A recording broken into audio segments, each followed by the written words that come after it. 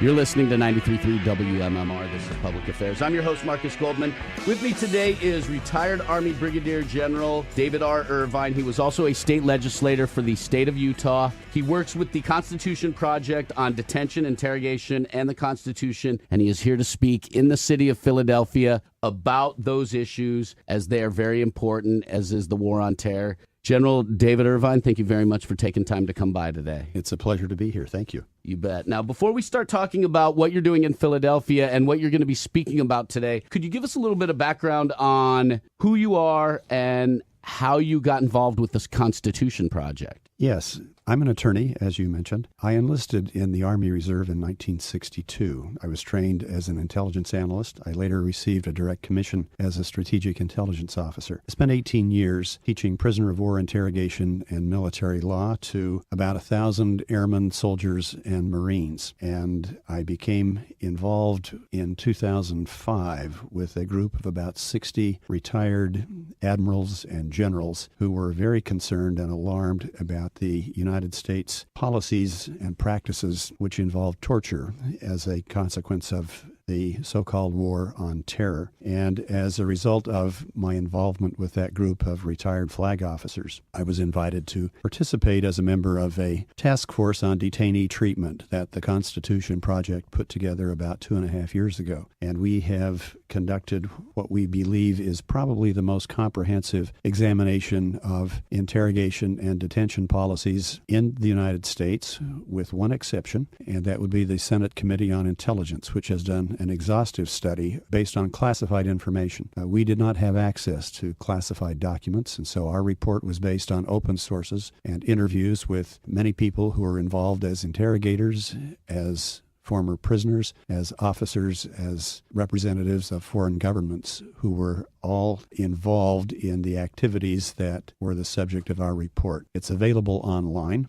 at www.constitutionproject.org, and as you noted, it's about 600 pages long, and it is very, very well written and very well done. The bipartisan panel, which constituted the task force, was a group of very distinguished individuals who are active in many fields that were important to this study: law, diplomacy, medicine, ethics, and we're very proud of the work product that we turned in. I know that I'm definitely going to read it in its entirety, but again, it's 600 pages. You need to invest a little bit of time into reading it. Now, you said a couple of things that I thought were very interesting in compiling the study. You said that you did not have access to classified documents by the Senate. By not having access to those documents, how do you know that you were able to give such a comprehensive and thorough analysis of what was going on if you didn't have access to those classified documents? There is a surprising wealth of information available from unclassified sources, and we augmented that with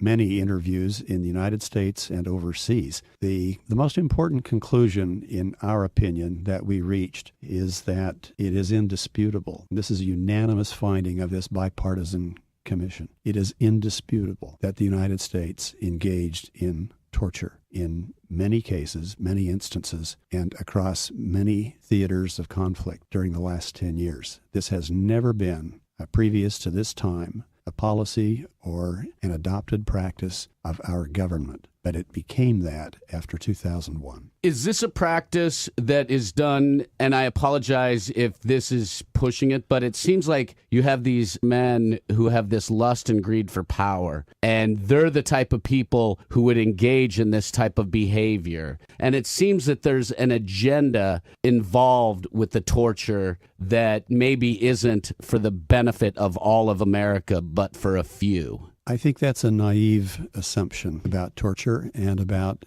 Americans, about people in general. There is a wealth of scientific data that would, in a surprising way, suggest that if you took an average group of 100 ordinary American citizens, under certain conditions, 2/3 of them would be willing to apply torture if they believed, first of all, that someone else was assuming the responsibility for what was happening. And second, that they were told or they understood that A, it was part of a scientific experiment, or B, that it was in the national interest and was vital to national security that they operate in certain ways. The Milgram studies at Yale University are startling in their conclusion that ordinary people, given the right circumstances, can be amazingly, horrendously brutal if they believe that's what they're supposed to do. Yes, but you have these people that are sending out this false information and using manipulation for their own agenda. So there is that agenda, and it seems that, again, with the torture and the detainee, and I don't see any justification in it, I guess.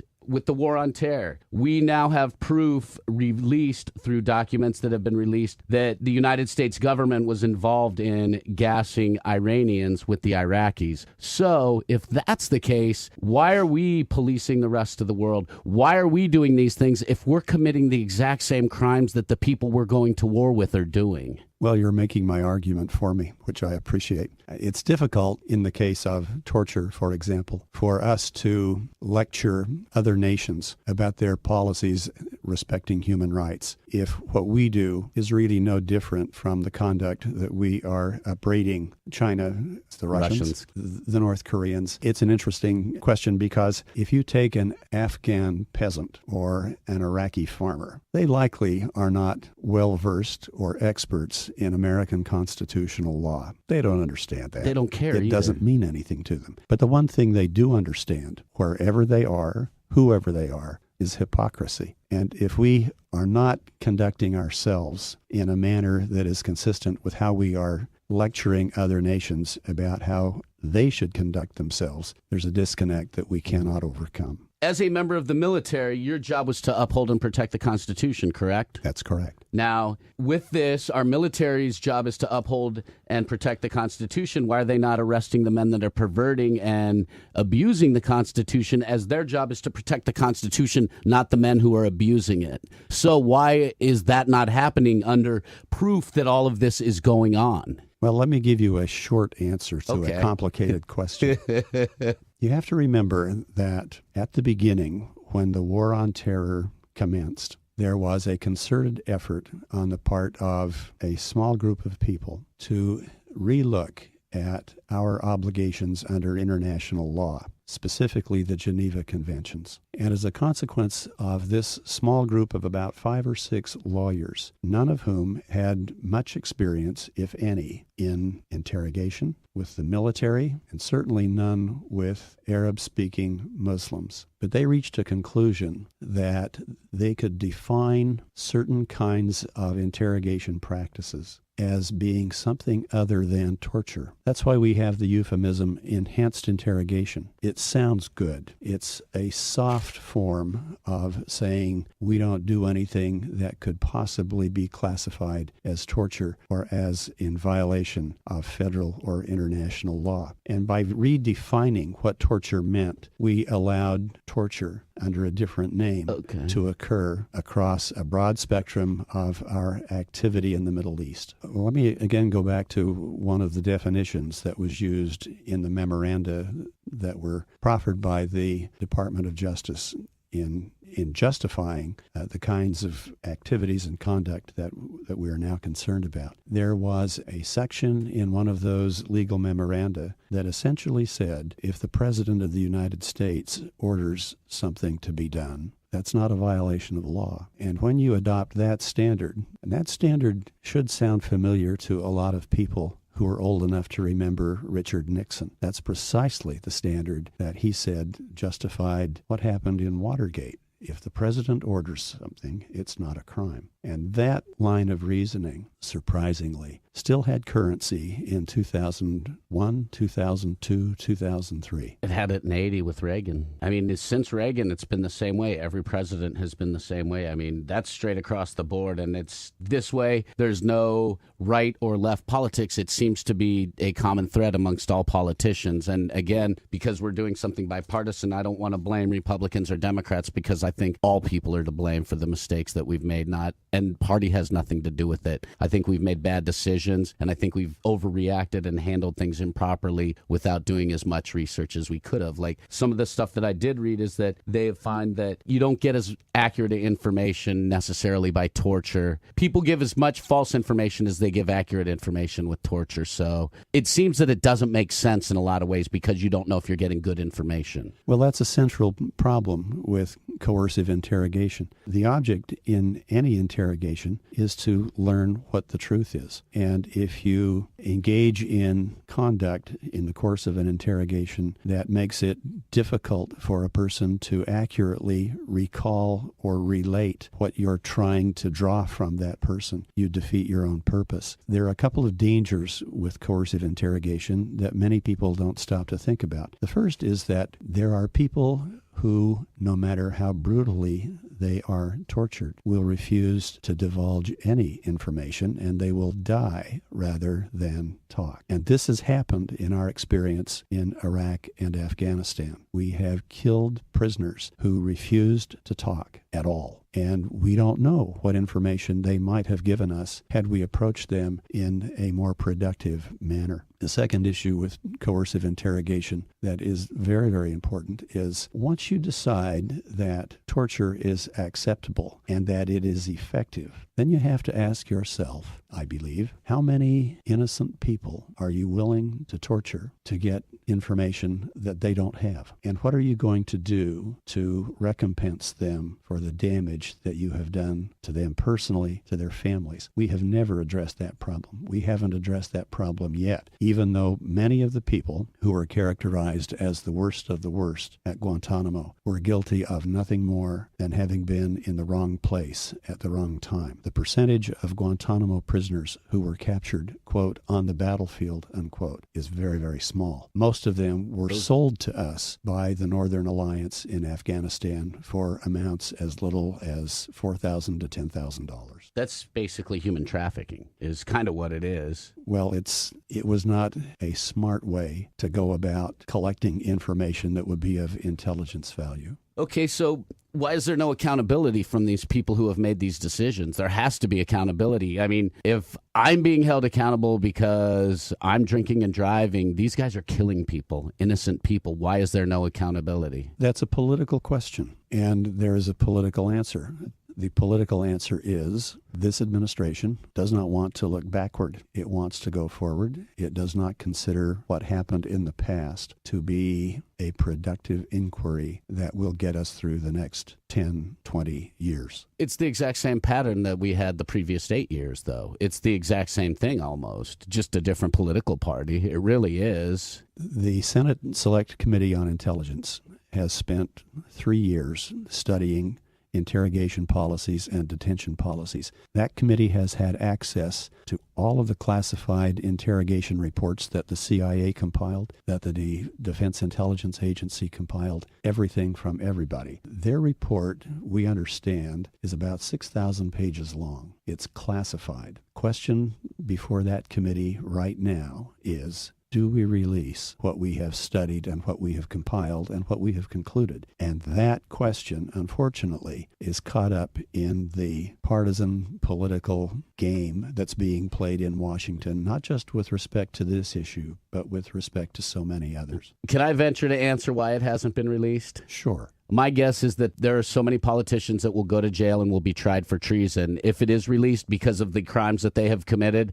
there will be a massive uproar in the American people, and that scares the politicians because their lust for power is so out of control at this point. I'm hesitant to agree with that characterization. I don't know that there have been a lot of political leaders who would find themselves in the category of being suspected war criminals. I think that number is probably surprisingly small. I think the reasons that this report is having difficulty coming to public light involves a couple of other dynamics. One of them is that there is an assumption that the content of the report will be so incendiary that it may put American lives in danger. That's a legitimate concern. There's another concern that if it were released, there might be a damaging release of information about methods of collection and sources of information that could be damaging to the national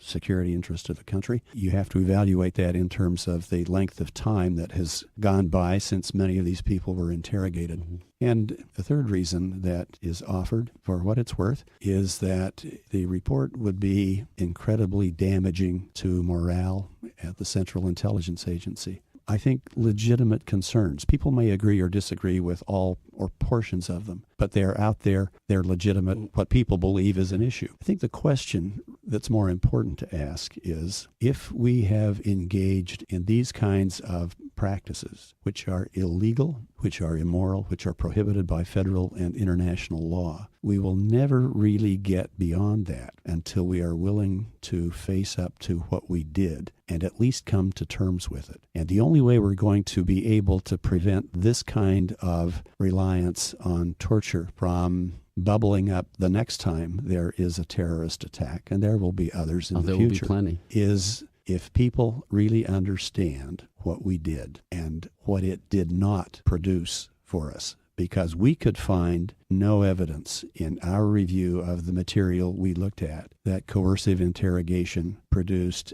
any useful intelligence information. I mean, that makes sense, because if you're a secret agent or a spy or whatever the correct term is, and you go through the proper training, you're not giving up any information and you're going to die for your country. That's a fact. Most of those people that are captured and tortured, I would bet, will die for their country. And if they give information, it's going to be BS with maybe a little bit of truth splattered in there. Because, again, there's that loyalty factor. Unless, of course, you get somebody who has to take one for the team and totally gets screwed over by their own people, then they might release a little bit of information. But it seems, again, like the coercive interrogation from that aspect wouldn't work, just because people are going to be deceptive. And coercive interrogation is an interesting topic. We have probably forgotten the Central Park Five young kids in New York City who were convicted of raping a jogger in Central Park. They all confessed to a crime they did not commit. And it was later determined through DNA evidence and confessions that someone else was responsible for that Central Park rape. Nevertheless, these kids spent 13 years in prison based on coercive interrogation. So the question that I think we also need to ask ourselves is, if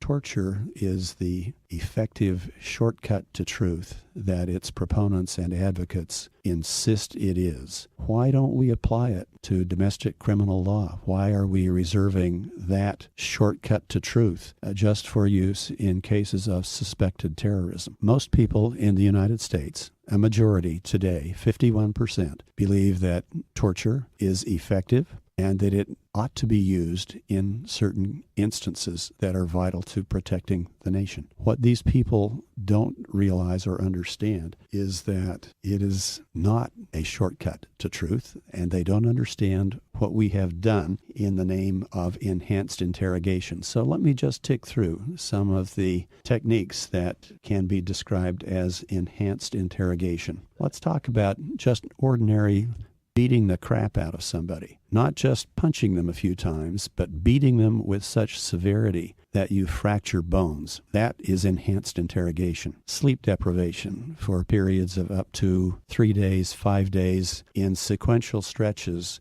Psychiatrists and psychologists, I think, universally accept the proposition that few things are more disorienting to people than sleep deprivation. And that kicks in after a surprisingly short period of time. Once you get beyond 24 hours, your judgmental capacity is seriously reduced and degraded. The United States Army is sufficiently concerned about degradation of judgment after periods of sleep deprivation that there have been many recommendations, for example, critical that military commanders cannot allow themselves to go for long periods of time without sleeping, or their judgment is so impaired they can't make responsible decisions in combat. Stress positions, suspending people from door jambs or ceilings or walls in such a way that their feet barely touch the floor, or requiring them to stand for long periods of time, or requiring them to position themselves in awkward, uncomfortable positions for periods of 3, 4, 5, 6, 7, 8 hours at a time,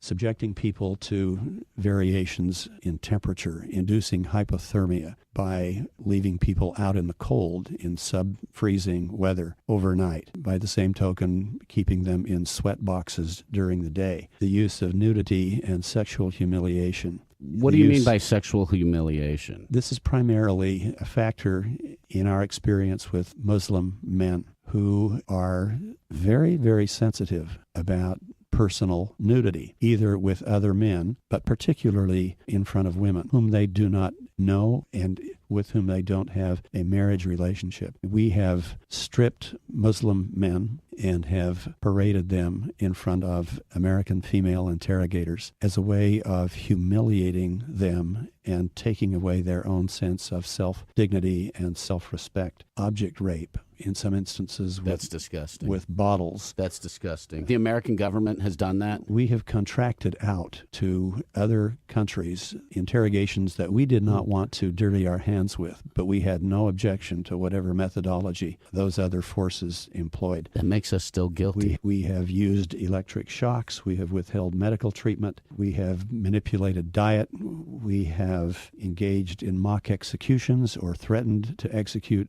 other members of prisoners' families. And I have not yet mentioned waterboarding. But all of these things fall under the rubric of enhanced interrogation. Americans, for the most part, don't know what that term can include and what it has included in our experiences in Iraq and Afghanistan and with countries to whom we farmed prisoners for brutal coercive interrogation. Interesting.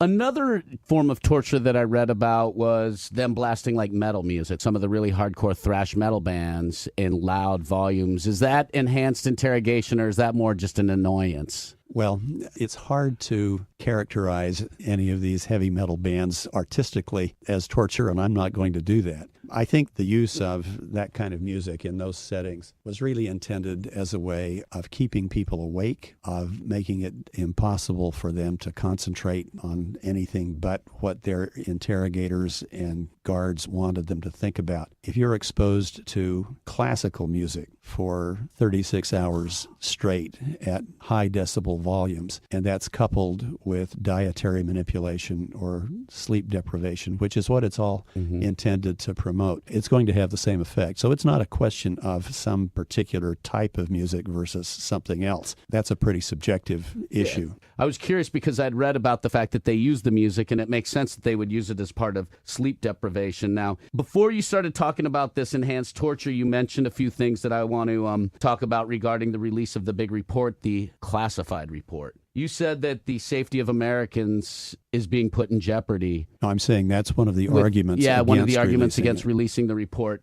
For as much as I think it's important to keep Americans safe, basically we need to be held accountable for what we've done. So if that is one of those things that happens, unfortunately, we made the mistake and we have to live with it. And believe me, I don't ever want any Americans to die or anything like that. But at the same time, this information is important, and I feel that should be released to the public. You said that the morale of the CIA, I mean, these guys are doing some atrocious things right now. You know what? They need an overhaul. They need to fix what they're doing wrong. I think it's important to note that the United States depends in a serious, significant way on intelligence officers who work for various intelligence agencies sponsored by the federal government, whether it's the Defense Intelligence Agency, the Office of Naval Intelligence, or the CIA. We depend on conscientious, qualified, expert people who have the skills necessary to develop intelligence information across the world. We also owe these people, who are good people, who are conscientious about what they do, we owe them as a nation clarity in describing what is and what is not permissible in terms of how they do business. And so our interest in having this report released is not to point fingers at individuals, not to engage in a witch hunt to try to say who shot John necessarily, but we are interested in the data that the report we think will provide, because it ought to help lay to rest the question of whether coercive interrogation really produced useful intelligence. We don't think that the report, based on classified sources, will be any different from what we saw from unclassified sources. But as long as some former CIA officers are writing books and telling the public that coercive interrogation was necessary to protect the nation and that it worked, and that it worked so well, I would love to tell you how well it worked, but it's classified, and I can't tell you all of our successes. We think that question is critical, and the burden of proof at this point in time should shift to the proponents of coercive interrogation to justify and explain what those successes were, if in fact they exist. But you know for a fact that those don't exist through the reports that you have done, through the studies you have done, and through what you have seen. And you know that the classified report is going to pretty much match your report. Can they release the classified report without putting any American lives at danger? Is that possible? Well, first of all, none of us knows what's in it. We're making some assumptions. Assumptions or guesses based on... And all I'm saying is that if there's someone out there who is telling the world that we can't keep the nation safe unless we have the latitude to use thumbscrews on people, then the burden of proof for the proposition that thumbscrews produce reliable intelligence is on those people who make that assertion. And as long as they're able to cloak what they're arguing behind this is classified and I'd love to tell you, but I just can't, then there's really no counter to that. So we're saying if there's something there that is so hot and so vital that it should change the way we look at how we search for truth, then tell us about it. If there isn't, then tell us that too. Now, as to whether Americans are going to be endangered if this report is released, let me just say that the rest of the world already knows what we did in technicolor detail. The only people who really do not know what we did are United States citizens. Again, I'm with General David R. Irvine, who is a member of the Constitution Project. He is a lawyer and counselor at law in Salt Lake City, Utah. Do you want to give the website for the Constitution Project out again as well? Also, is there a 1-800 phone number for people to call to get information? Because unfortunately, we do have some listeners that don't have access to the World Wide Web. I'm not sure that there's a 1-800 number that anyone can call. But again, the web address is www.constitutionproject.org. Thank you very much for coming by today. It was fascinating talking to you, and I learned a lot, so thank you very much. Thank you. You bet. You're listening to 93.3 WMMR. This is Public Affairs. I'm your host, Markus Goldman. If you would like more information about the Constitution Project or the Torture Detainee Report, you can shoot me an email at publicaffairs@WMMR.com. Also, on the podcast, there will be about 10 more minutes of my conversation with General David Irvine that couldn't fit in this time period. Thank you so much for listening. Enjoy your Sunday.